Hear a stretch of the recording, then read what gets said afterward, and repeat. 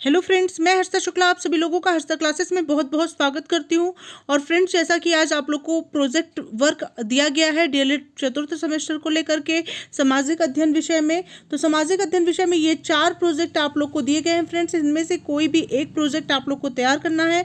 तो सबसे पहले हम लोग शुरुआत करते हैं प्रोजेक्ट नंबर 1 से। तो यहाँ पे दिया गया है स्वतंत्रता प्राप्ति से पूर्व व पश्चात महिलाओं की स्थिति की तुलनात्मक आख्या आपको करनी है। फ्रेंड्स, तो इसको मैं आज आप लोग को कराना स्टार्ट करती हूँ। फ्रेंड्स, ये वाला प्रोजेक्ट आज कंप्लीट करा दूंगी इस वीडियो के अंतर्गत। और अगर आप लोग मेरे चैनल पर नए हैं तो बिल्कुल फ्रेंड्स चैनल को सब्सक्राइब कर लें, अपने सभी दोस्तों को भी शेयर कर दें, ताकि ज़्यादा से ज़्यादा लोग यहाँ से जुड़ करके अपनी प्रिपरेशन को बेहतरीन बना सकें और प्रोजेक्ट वर्क भी आसानी से तैयार कर सकें। तो चलिए फ्रेंड्स स्टार्ट करते हैं। तो फ्रेंड्स, आप लोग भारत में महिलाओं की स्थिति कल और आज यानी स्वतंत्रता प्राप्ति से पहले की और अभी की जो स्थिति है महिलाओं की, वो उसके बारे में यहाँ पे तुलनात्मक अध्ययन में आप लोग को बताऊंगी क्या क्या आप लोग को इसके अंतर्गत लिखना है। तो फ्रेंड्स, आप लोग देख सकते हैं यहाँ पे आप लोग लिख सकते हैं फ्रेंड्स कि आज आज़ादी के 70 वर्षों के बाद भी भारत में महिलाओं की स्थिति संतोषजनक नहीं कही जा सकती है। आधुनिकता के विस्तार के साथ साथ देश में प्रतिदिन बढ़ते महिलाओं के प्रति अपराधों की संख्या के आंकड़े चौंकाने वाले हैं। उन्हें आज भी कई प्रकार के धार्मिक रीति रिवाजों, कुत्सित रूढ़ियों, यौन अपराधों, लैंगिक भेदभावों, घरेलू हिंसा, निम्न स्तरीय जीवन शैली, अशिक्षा, कुपोषण, दहेज उत्पीड़न, कन्या भ्रूण हत्या, सामाजिक असुरक्षा तथा अपेक्षा का शिकार होना पड़ रहा है। हालांकि पिछले कुछ दशकों में रक्षा और प्रशासन सहित लगभग सभी सरकारी तथा गैर सरकारी क्षेत्रों में महिलाओं की बढ़ती भागीदारी, उनकी स्वायत्तता तथा अधिकारों का कानूनी एवं राजनैतिक संरक्षण, तेजी से बदलते सकारात्मक सामाजिक नजरिए, सुधरते शैक्षणिक स्तर, अंतर्राष्ट्रीय खेल प्रतिस्पर्धाओं में उनकी प्रतिभागिता एवं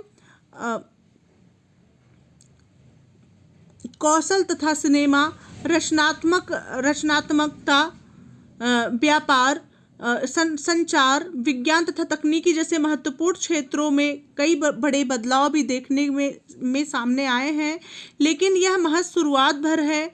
जब तक भारत के प्रत्येक वर्ग में महिलाओं की पुरुष के बराबर भागीदारी सुनिश्चित नहीं हो जाती, वे हर प्रकार से शिक्षित, सुरक्षित तथा संरक्षित नहीं हो सकती, तब तक हमारी आज़ादी अधूरी मानी जाएगी। ठीक है फ्रेंड्स, अब फ्रेंड्स यहाँ पे जानते हैं कि वैदिक काल में यानी स्वतंत्रता प्राप्ति के पहले जो है महिलाओं की दशा क्या थी। तो कहा जाता है कि वैदिक युग में स्त्रियों को पुरुषों के बराबर अधिकार प्राप्त थे। उन्हें यज्ञों में सम्मिलित होने, वेदों का पाठ करने और शिक्षा हासिल करने की आज़ादी थी। ऋग्वेद और उपनिषद गार्गी, अपाला, घोषा, मैत्रेयी जैसे महिला विदुषियों के बारे में जानकारी प्रदान करते हैं। जैसा कि प्राचीन भारत में कहा जाता है, यत्र नार्यस्तु पूज्यन्ते रमन्ते तत्र देवता, अर्थात जहाँ स्त्रियों का सम्मान होता है वहाँ देवता निवास करते हैं। स्मृतियों ने, खासकर मनुस्मृति, स्त्रियों पर पाबंदी लगाना शुरू किया। यहीं से महिलाओं की स्थिति में गिरावट आना शुरू हो गई। भारत में इस्लामी आक्रमण के बाद तो हालात बद से बदतर हो गए। इसी समय पर्दा प्रथा, बाल विवाह, सती प्रथा, जौहर और देवदासी जैसे घृणित धार्मिक रूढ़ियां प्रचलन में आईं। मध्य युग में भक्ति आंदोलन ने महिलाओं की स्थिति को सुधारने के प्रयास जरूर किए, पर वे उस हद तक सफल नहीं रहे। सिर्फ चुनिंदा स्त्रियां जैसे कि मीराबाई, अक्का महादेवी, रामी, जानाबाई और लाल देद ही इस आंदोलन का सफल हिस्सा बन सकी। इसके तुरंत बाद सिख धर्म प्रादुर्भाव में आया। इसने भी युद्ध नेतृत्व एवं धार्मिक प्रबंध समितियों में महिलाओं एवं पुरुषों की बराबरी के लिए उपदेश दिए। अंग्रेजी शासन ने अपनी तरफ से महिलाओं की स्थिति को सुधारने के लिए कोई विशेष प्रयास नहीं किए, लेकिन 19वीं शताब्दी के मध्य में उपजे अनेक धार्मिक सुधारवादी आंदोलनों जैसे ब्रह्म समाज, राजा राम मोहन राय जी द्वारा, Arya Samaj, Swami Dayanand Saraswati, theosophical society, Ramakrishna mission, Swami Vivekananda, Ishwar Chandra Vidyasagar, स्त्री शिक्षा, महात्मा ज्योतिबा फुले, सावित्रीबाई फुले, दलित स्त्रियों की शिक्षा आदि ने अंग्रेजी सरकार की सहायता से महिलाओं के हित में सती प्रथा का उन्मूलन 1829 में लॉर्ड विलियम बेंटिक सहित कई कानूनी प्रावधान पास करवाने में सफलता हासिल की। इतनी प्रतिकूल परिस्थितियों के बावजूद इस दौर में युद्ध, राजनीति, साहित्य, शिक्षा और धर्म से कुछ सुप्रसिद्ध स्त्रियों के नाम उभरकर सामने आते हैं, जिनमें से रजिया सुल्तान, दिल्ली पर शासन करने वाली एकमात्र महिला साम्राज्ञी, गोंड की महारानी दुर्गावती, शिवाजी महाराज की माता जीजाबाई, कित्तूर की रानी चेन्नम्मा, कर्नाटक की महारानी अबक्का, अवध की शासिका बेगम हजरत महल, आगरा की नूरजहां तथा झांसी की महारानी लक्ष्मीबाई के नाम प्रमुख हैं। भारत का पहला महिला महाविद्यालय विद्योन कॉलेज 1879 में खुला, जिससे चंद्रमुखी बसु, कादम्बनी गांगुली और आनंदी गोपाला जोशी ने वर्ष 1886 में शुरुआती शैक्षणिक डिग्रियां प्राप्त की। यूं तो पहले माता तपस्विनी, मैडम कामा और सरला देवी जैसी कई क्रांतिकारी महिलाएं भारत के स्वतंत्रता आंदोलन में सक्रिय थीं, किंतु गांधी जी के आह्वान के बाद यह संख्या कई गुना और बढ़ गई। शांति घोष, स्मृति चौधरी, बीना दास, प्रीतिलता वाडेकर, वनलता दास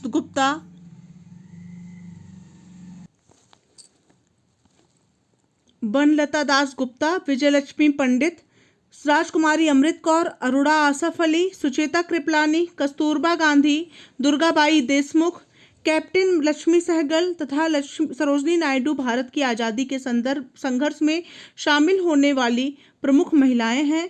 इनके अतिरिक्त कई विदेशी महिलाओं, मीराबेन, मेडलिन स्लेट और सरलाबेन, कैथरीन मेरी हिलमैन और एनी बेसेंट, भगिनी निवेदिता आदि ने भी इस आंदोलन में महत्वपूर्ण भूमिका निभाई।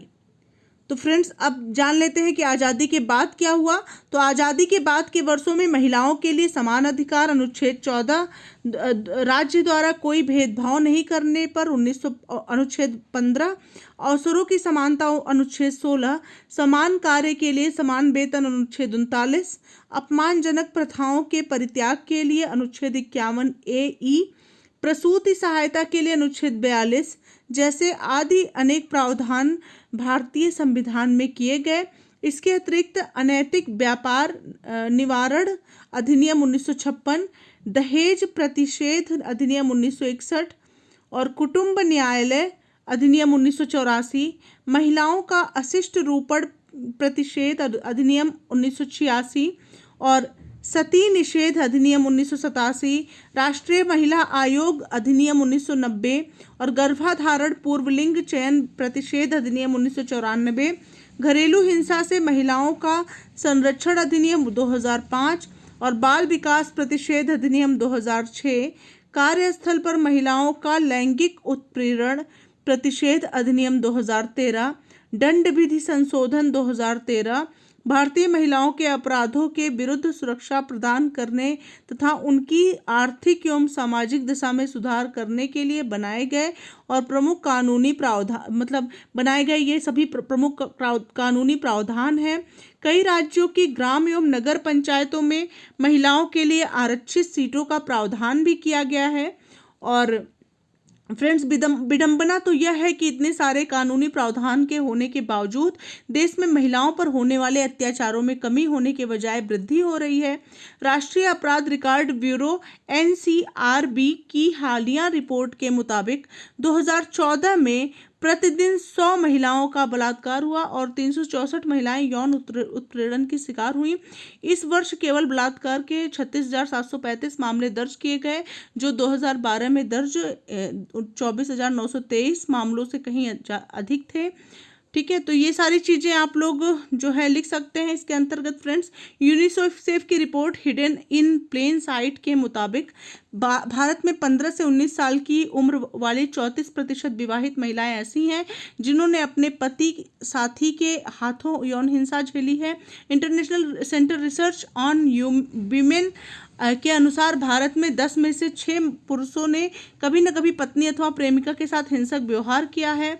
गृह मंत्रालय भारत सरकार द्वारा जारी आंकड़ों के मुताबिक 2014 से 2016 के बीच देश भर में जो है बलात्कार के मामले जो है 1,10,333 मामले दर्ज किए गए। एनसीआरबी के अनुसार पिछले 10 वर्षों में महिलाओं के विरुद्ध हुए अत्याचारों में 2 गुने से ज़्यादा बढ़ोतरी हुई है। ठीक है, हर घंटे करीब 26 आपराधिक मामले दर्ज किए जाते हैं। सरोकार जो है इसमें यह स्थिति जो है बेहद भयावह है। इसके अतिरिक्त कई अन्य चिंताएं भी हैं, जैसे स्वास्थ्य, शिक्षा, सामाजिक सरोकार, घर के महत्वपूर्ण निर्णय लेने में भूमिका की कमी, दोहरा सामाजिक रवैया, प्रशिक्षण का अभाव, पुरुषों पर आर्थिक निर्भरता, गरीबी एवं धार्मिक प्रतिबंध शामिल हैं। यूएनडीपी यानी मानव विकास रिपोर्ट 1997 के अनुसार भारत में 88% महिलाएं रक्ताल्पता का शिकार हैं। भारत में ग्रामीण क्षेत्रों में प्रजनन क्षमता पर नियंत्रण पाने के बहुत कम उपाय प्रयोग किए जाते हैं, जिससे बार बार गर्भधारण और शारीरिक अक्षमता के चलते कई प्रकार की स्वास्थ्य समस्याएं आए दिन देखने को मिलती रहती हैं। ठीक है, तो इस प्रकार से आप ये सभी जो है यहाँ पर आप लिख सकते हैं फ्रेंड्स। भारत जैसे पुरुष प्रधान देश में 70 के दशक में महिला सशक्तिकरण तथा ये आप लोग स्क्रीनशॉट ले सकते हैं इस तरह से फ्रेंड्स इतना। तो यहाँ पर आप लोग ये भी देख सकते हैं, यहाँ पे लिखा है कि हरियाणा, राजस्थान, पश्चिमी उत्तर प्रदेश आदि में कन्या भ्रूण हत्या को रोककर लिंग अनुपात घटाने के स्तर को संतुलित करने तथा शिक्षा के क्षेत्र में महिलाओं की स्थिति सुधारने के प्रक्रम को ध्यान में रखते हुए केंद्र सरकार द्वारा बेटी बचाओ बेटी पढ़ाओ योजना चलाई जा रही है। एवं विधानसभा के चुनाव में 33%, देखिए फ्रेंड्स यहाँ पे लिखा है 33% जो है महिला सीटों के आरक्षण का विधेयक लंबित है। ठीक है, और यहाँ पे आप लोग देख सकते हैं कि स्त्री सुरक्षा एवं समता में उठाया गया हमारा प्रत्येक कदम किसी न किसी हद तक स्त्रियों की दशा सुधारने में कारगर साबित हो रहा है, इसमें कोई दो राय नहीं है। किंतु सामाजिक सुधार की गति इतनी धीमी है कि इसके यथोचित परिणाम स्पष्ट रूप से सामने नहीं आ पाते हैं। हमें और भी द्रुत गति से इस क्षेत्र में जन जागृति और शिक्षा पहुँचाने का कार्य करने की आवश्यकता है। शिक्षा के सभी दोषों से छुटकारा दिलाने का आधारभूत साधन है, मतलब शिक्षा जो है वो सभी दोषों को दूर कर सकता है। और एक शिक्षित स्त्री न केवल अपना बल्कि परिवार की 3 पीढ़ियों का सर्वतोभद्र कल्याण कर सकती है। इसलिए शिक्षा का केंद्र बनाकर समुचित साधन और कानूनों का पालन सुनिश्चित करके देश को महिला अपराध से मुक्त बनाया जा सकता है। तो इस प्रकार से फ्रेंड्स ये आप लिख सकते हैं। बहुत ही अच्छा जो है आर्टिकल मैंने ये आप लोग के समक्ष प्रस्तुत किया है, तो बिल्कुल इसको आप लिख सकते हैं फ्रेंड्स अपने प्रोजेक्ट में। इसके माध्यम से आप लोग प्रोजेक्ट अच्छा सा तैयार कर सकते हैं। होप आप लोग को काफ़ी हेल्प मिल गई होगी फ्रेंड्स। अगर आप लोग मेरे चैनल पर नए हैं तो बिल्कुल चैनल को सब्सक्राइब कर ले, अपने सभी दोस्तों को शेयर कर दें। मिलते हैं नेक्स्ट वीडियो के साथ, तब तक के लिए thank you so much friends. Thanks for watching.